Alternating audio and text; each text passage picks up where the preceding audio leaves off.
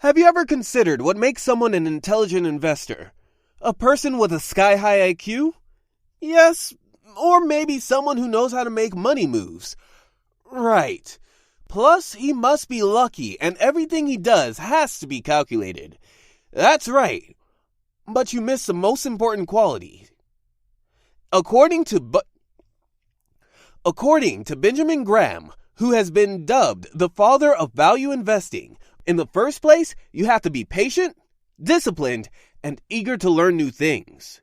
In his book, Intelligent Investor, Benjamin Graham claims that you have to be able to control your emotions and have a sound intellectual framework for making decisions.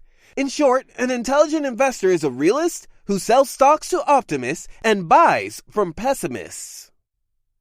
Benjamin Graham's investment strategy has been one of the most successful ones during the last 100 years, and it is safe to say that Graham is the Isaac Newton of economics.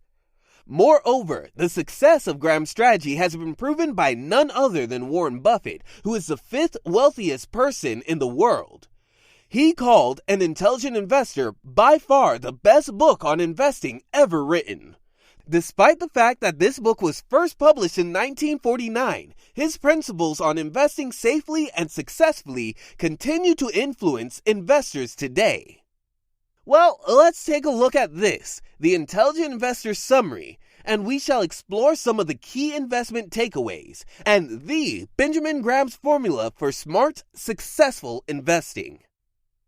Graham's favorite allegory was Mr. Market. This imaginary person, Mr. Market, shows up every day now more than ever at the stockholder's office, offering to buy or sell his shares at different prices. Sometimes the proposed prices make sense, but other times the proposed prices are way off the mark given current economic realities. Imagine having a business, but you're not the sole owner of it. You have a partner, Mr. Market. But this partner is special. He is what today would be called manic depressive or bipolar, with their estimates of the business value going from very pessimistic to wildly optimistic. One moment he would offer you to buy your share or sell it at a high price, and then the lowest possible. But according to the history, Mr. Market changes his mind like a girl changes clothes, so you don't have to follow him when making decisions. You are always free to decline your partner's offer, since he will soon come back with an extremely different one. For example, when the pandemic started, we all witnessed the market bleeding. And this situation affected literally everything: real estate market, oil industry, crypto world, and so on. And let's imagine that our bipolar friend, Mr. Market, invested in crypto. Well, it looks like he would panic sell if he were the sole owner. In this case, he needs you to sell. Imagine that Mr. Market sees how China has banned cryptocurrency and how people are selling everything, and he will try and force you to do the same. He would be like, look, Bitcoin fell 53%. Let's sell. Have you seen what China did? We're going to lose money if we don't sell now. I swear to God.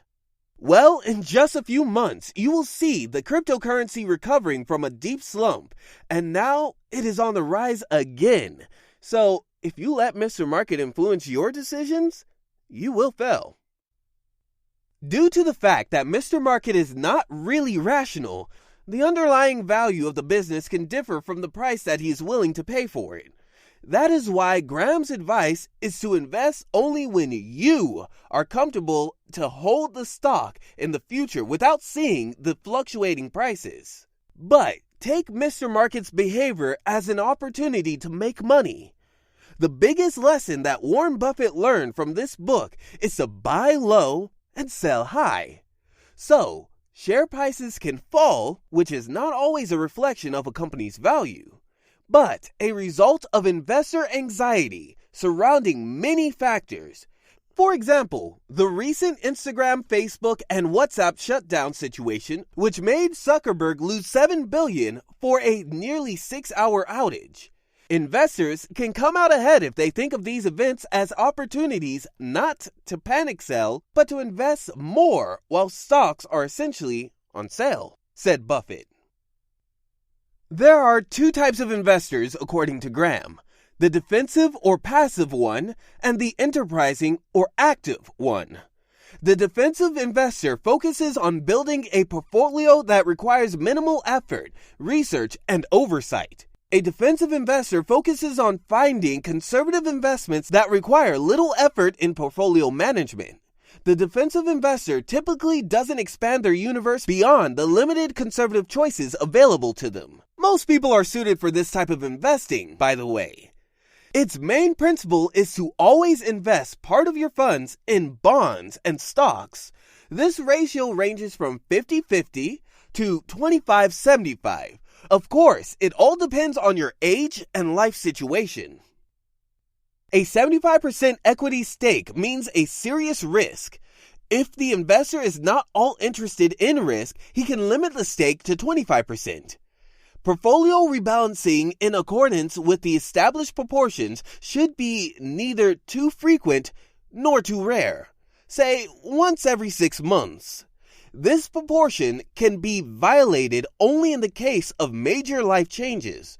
So, if stocks suddenly make up 40% of the portfolio compared to only 60% in bonds, sell bonds and buy stocks until 50-50 is restored. If this type seems super conservative to you, let's talk about enterprising or active investor strategy.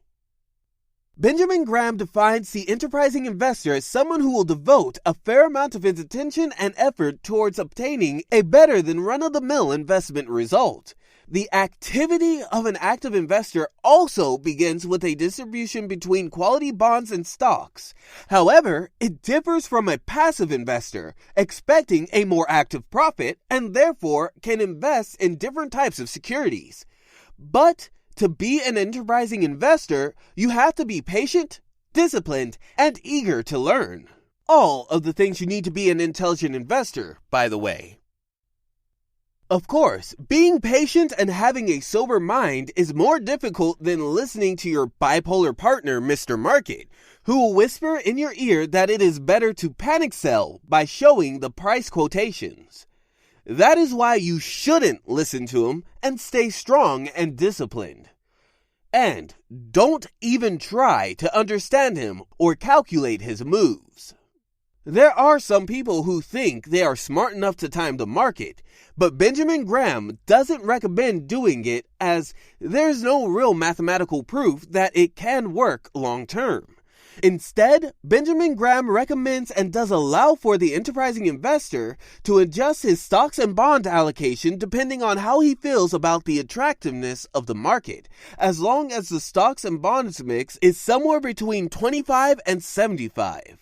It requires more thinking and digging work than the defensive investor's strategy. And that's also important to remember. That price is an important factor for the enterprising investor, so the price for the company he is willing to pay should be finite. That is why the enterprising investor should choose companies carefully, as many of them are popular and glamorous only for today, but in 5 years, they will not be relevant any longer. But wait, you should ask. So it should make sense for an enterprising investor to buy a group of the best of these for great profit, right? Not really. The intelligent investor should avoid so-called growth stocks as much as he can because the investment decisions is based relatively more on future earnings, and the future earnings are less reliable than current valuations. If the company is valued lower than its net working capital, you pay nothing for all the fixed assets, buildings, machines, and so on. Before we start talking about this one, I have a few questions. Do you keep extra cash, more than you will need, with you when you travel? Do you reach the railway station an hour before the scheduled departure of your train? Do you believe that prevention is better than cure? If you answer to yes to all or most of the above questions, you are a practitioner of margin of safety. You keep some extra time and money on your hand in case something does not go as planned, like if you run out of cash during your travel, or you get stuck in a traffic jam while going to catch a train. The same margin of safety applies even to the stock market investing. Think of it as a room for human error for investors. So, the goal in every listed situation is to minimize the risk.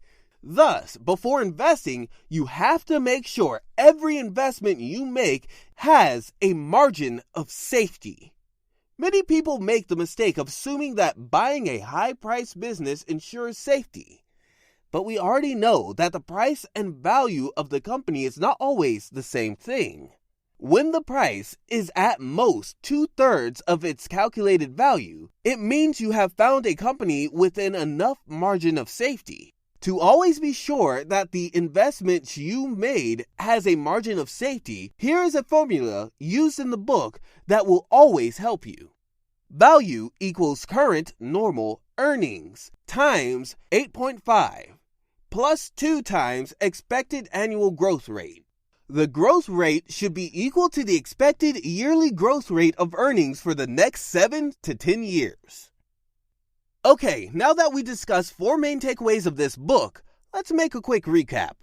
Remember that the market changes all the time, and think of it as your bipolar partner who tends to be overly optimistic or wildly pessimistic. He will come up with multiple offers, but it doesn't mean you have to take them all immediately.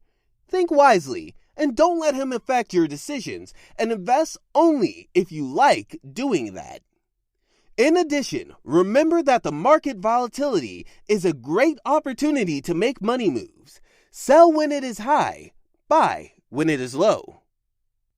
If a defensive investor strategy seems good to you, invest in stocks and bonds where the stock category consists of primarily low-price issues.